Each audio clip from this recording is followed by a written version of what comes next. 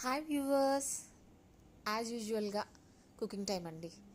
So ఈరోజు నేను చేసేది రెసిపీ మీతో షేర్ చేసుకుంటున్నాను అనమాట. సో నేనేం రెసిపీ చేస్తున్నానంటే చూస్తున్నాను కదా, ఇక్కడ తోటకూర అండి, లీవ్స్తో.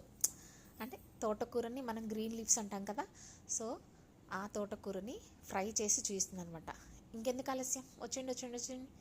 సో బాండి పెట్టుకొని తాలింపు వేసుకొని ఇక్కడ చూపిస్తున్నాను కదా, 2 ఊరమిరపకాయలు, 1 ఎండుమిర్చి యాడ్ చేస్తున్నానండి. నాకు ఇట్లా గ్రీన్ లీవ్స్ కర్రీస్లో అలా వేయటం అలవాటు అనమాట. సో 2 టమాటాలు, 1 ఆనియన్, 2 పచ్చిమిర్చి కూడా సన్నగా తరిమి వేసేసి మూత పెట్టానండి. అవి లైట్గా మగ్గాలి. మగ్గిన తర్వాతే గ్రీన్ లీవ్స్ యాడ్ చేస్తే మనకి బాగుంటుందన్నమాట. 50% మగ్గిన తర్వాత ఇలా ఈ విధంగా నేను గ్రీన్ లీవ్స్ కూడా యాడ్ చేసేసాను. సో దీనికి నేను మూత పెట్టట్లేదండి. మనం ఏ లీవ్స్ అంటే గ్రీన్ లీవ్స్ ఆకుకూరలు వండేటప్పుడు మూత పెట్టకూడదు అనేసి అంటుంటారు. సో నేనైతే విన్నానంటే ఫాలో అయిపోతానండి. సో 10 మినిట్స్ తర్వాత ఇదిగో ఈ విధంగా మగ్గింది. ఇందులోకి నేనేం చేస్తానంటే యాక్చువల్లీ పసుపు తాలింపులోనే వేసేస్తానమాట. సో ఇది బాగా మగ్గిన తర్వాత 4 వెల్లుల్లి రెబ్బలు, ఇక్కడ ఉప్పు యాడ్ చేసేసాను అనమాట. స్టార్టింగ్లో నేను ఉప్పు వేయలేదండి, 1 స్పూన్ నాకు సరిపోతుంది. సో యాజ్ యూజువల్గా మీరు ఎలా అయితే ఎంతైతే వేసుకుంటారో మీరు తినేటువంటి క్వాంటిటీని బట్టి వేసేసుకోండి.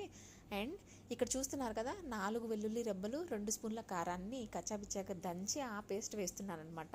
మోస్ట్లీ నేను ఆకుకూరలు ఫ్రై అంటే అలానే వేస్తాను, కొంచెం టేస్టీగా ఉంటుందని. వెల్లుల్లి తాలింపులో వేసామనుకోండి నల్లకొట్టి అదంతా అడుగంటుకుంటూ ఉంటుందన్నమాట. సో ఒక 10 మినిట్స్ మగ్గిపోయిన తర్వాత ఒక బౌల్లోకి ట్రాన్స్ఫర్ చేసుకున్నాను అనమాట. సో చూసారు కదా, మొత్తం ఆకుకూర అంతా నీట్గా మగ్గిపోయింది. ఎంత ఆకుకూర వేసానంటే బాండి నిండా వేస్తే అంత అయింది. ఫైనల్గా నా కర్రీ రెడీ అయిపోయిందో. తినేసి టేస్ట్ ఎలా ఉందో చెక్ చేసి చెప్పేద్దామే. సో వేడి వేడి అన్నంలో ఒక పక్క చెమటలు కారుకుంటూ, సమ్మర్ అంటేనే ఎండలు బాగా ఉన్నాయి. సో ముందుగా నేను అట్లా కళ్ళకు అద్దుకొని తినటం నా అలవాటు. సో అలా అన్నం తింటూ నెయ్యి వేసుకొని ఊరమిరకాయ తింటూ ఉంటుంది. ఆహా, అద్భుతంగా ఉందండి. ఒకసారి మీరు కూడా ట్రై చేసేయండి తప్పకుండా.